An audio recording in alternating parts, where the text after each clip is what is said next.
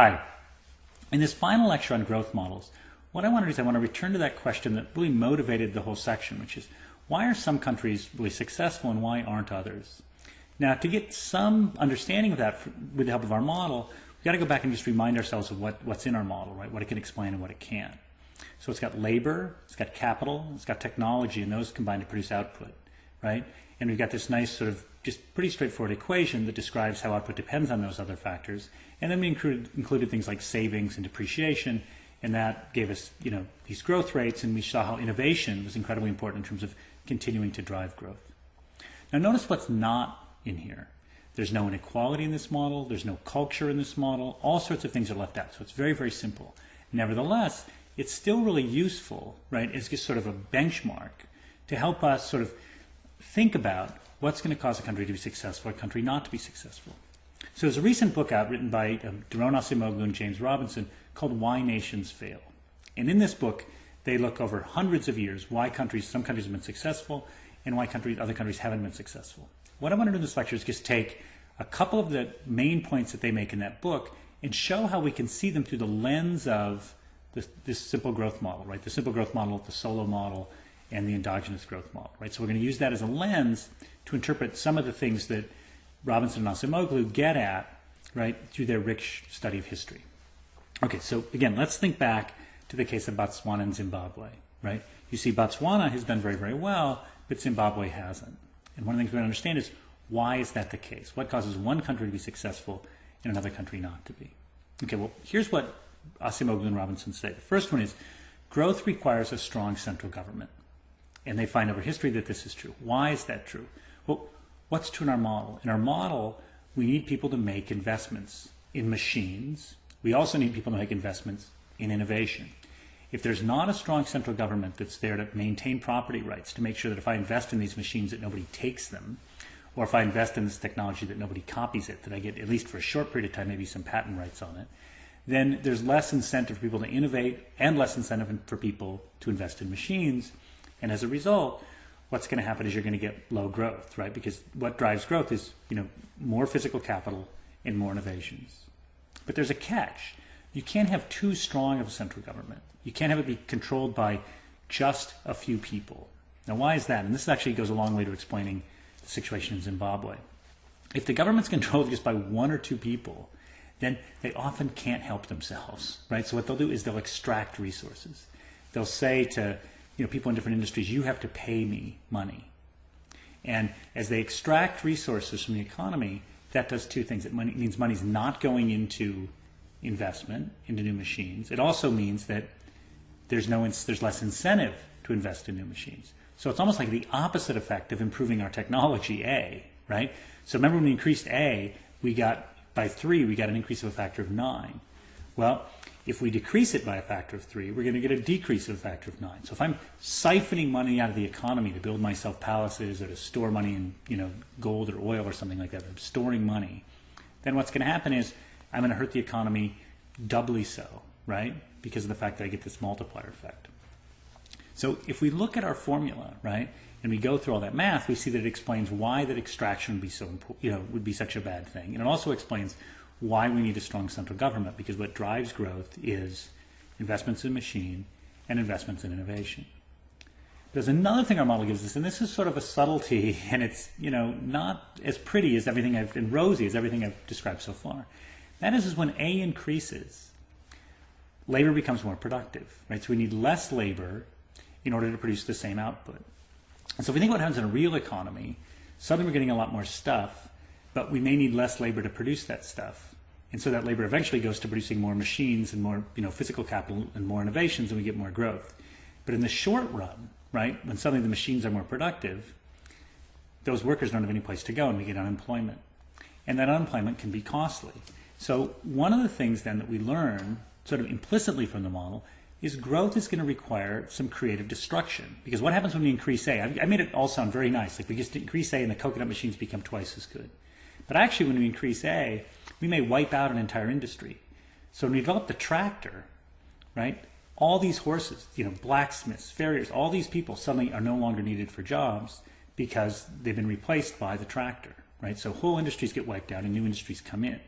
Now, Joseph Schumpeter, who's an economist who coined this term creative destruction, it's exactly what he's talking about. One technology replacing an old one. So let's see that, for example. So here's just the music industry. And what you see in this graph is different types of ways of listening to music. So what you see here in this blue line is vinyl records. And you see that that goes up and then goes down. Then you see cassette tapes go up and then go down. Then you see CDs go up and then go down.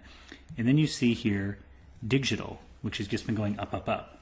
So each one of these things, vinyl, cassette, CDs, all sort of had its day in the sun and then fell off as a new technology replaced it. Well, each time those new technologies replace the old technologies, all sorts of jobs get lost. Let me take a very specific example. So the American newspaper industry has been hurt horribly in the last decade or so because of people placing classified ads online. In particular, there's one company called Craigslist where you can post things for sale that has really hurt the newspaper industry. So if you look at revenue for Craigslist and newspaper ads, you see that Craigslist is going up, right, like this, and you see that newspaper ad sales are going down, right, as people move things from newspapers to Craigslist. Now you can think of this as an innovation, and it is an innovation, right, because it's much more efficient to post things online. You can pull the ad down as soon as it sells. You can put a lot more information on there. You're not restricted to small amounts of space. It's just a much better way to advertise things. You can put pictures. It's cheaper. Everybody sort of wins. Well, everybody wins except for the newspaper industry. So if you look at the number of workers employed in the newspaper industry, you see that from 1988 to 2009, it's fallen by almost 250,000 workers. It's 250,000 workers. Now you could say, well, yeah, but those workers all went to work at Craigslist. Well, not so. So here's a list of the 10 biggest websites and the number of employees that they've got. And if you look, Yahoo has 10,000 employees, Time Warner has 90,000 employees, Microsoft has 70,000 employees. Well, here's Craigslist, which is 7th. It's 23 employees. 23. So with only 23 employees, they're able to wipe out, in a sense, 250,000 jobs. It wasn't them alone, right, but this technology wiped out all those jobs. The reason Craigslist only needs 23 employees is when you place the ad, you type it in yourself. You don't need anyone from Craigslist to, typeset it and put it in the paper and lay it out and all that sort of stuff, right? They're also not selling any advertising. So the thing is, they don't have all these advertising sales. So 23 jobs, in effect, wiped out 250,000 jobs.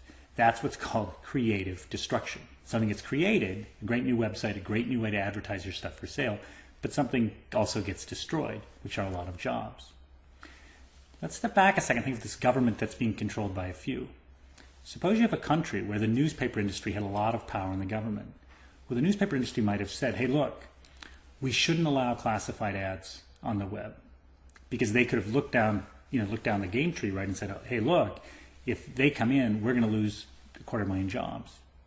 Now you could say, well, why would the government, stop Craigslist from coming into play just to help these newspaper people? Well, two reasons. One, it saves 250,000 jobs, so that's a compelling case. And two, they might be captured by the newspaper industry. So if the newspaper industry had captured the government, if the government was controlled by a select few, and those select few were in the newspaper industry, they might prevent this from happening. And you could say, well, that's a good thing because it saved all those jobs. But it's a bad thing because it lowered productivity. And so growth requires this creative destruction with new technologies replacing old, right? It requires going from vinyl to cassette to CD to digital music. It's that growth, right, these new technologies that make us all better off. But unfortunately, you've got to break a few eggs, and in this case, a lot of eggs within the newspaper industry. Okay, let's talk about the fertility of this model, right? Because we've talked about this only in the context of economic growth. Can we apply it in other cases? Well, we probably can't apply it to things like the growth of a tree or growth of a person, even though trees get to a maximal size and people get to a maximal size. But what we can do is we can apply it to things like our own production, our own sort of personal GDP. Because what does it tell us? It tells us that we can sort of work hard, but if we don't invest in new technologies and new innovation, if we don't become sort of better at what we do by possibly learning new models, learning new techniques, right, developing new skills, we're probably going to level out. And if actually you look at the data on what makes for really successful people who are very successful in their careers, one thing you find is they continue to learn. So it's almost like their own personal their own personal technology parameter, they keep upping and upping and upping. So what this model tells us that we can apply in other contexts is that continued growth depends on innovation, on getting better. You can't just sort of do more. At some point, the rate at which things fall off and the rate at which things increase are just going to even out. And that sustained growth requires innovation, becoming better at what you do. So just like countries have to invest in innovation, so should a person. And that's where personal growth and sort of personal success can come from. Okay, sum the whole thing up. So we've looked at these growth models, and what have we seen? We've done some really cool stuff like the rule of 72. The growth rates are very important because if you go from a growth rate from 2% to 6%, it means you double every 12 years as opposed to every 36 years, which is a huge difference. We also learned that absent innovation, growth tails off, right? It just stops. So we need a constant driver of innovation. And then we also saw sort of in this last lecture that that's not so easy. It may be easy to say, well, all we need is innovation. Well, to maintain that innovation, you need secure property rights. You need people to have incentives to invest in things like machine and also invest in new technologies. And so to get that, you need a strong central government. But the central government can't be so strong that it starts extracting stuff. Because if it extracts stuff, that is essentially the same effect as lowering the technology. And third, that government can't necessarily protect industries. Now, sometimes it can. There's cases where it's going to make sense to protect industries. But one of the things that's going to drive growth through innovation is this process of creative destruction. So the model tells us that sometimes we may have to, throw out our vinyl records and move to cassettes, and then throw out those cassettes and move to CDs, and then throw out those CDs and just listen to digital music. There's going to be these processes of creative destruction that drive the growth, and they're representative of innovation that makes us all better off. Okay, thank you.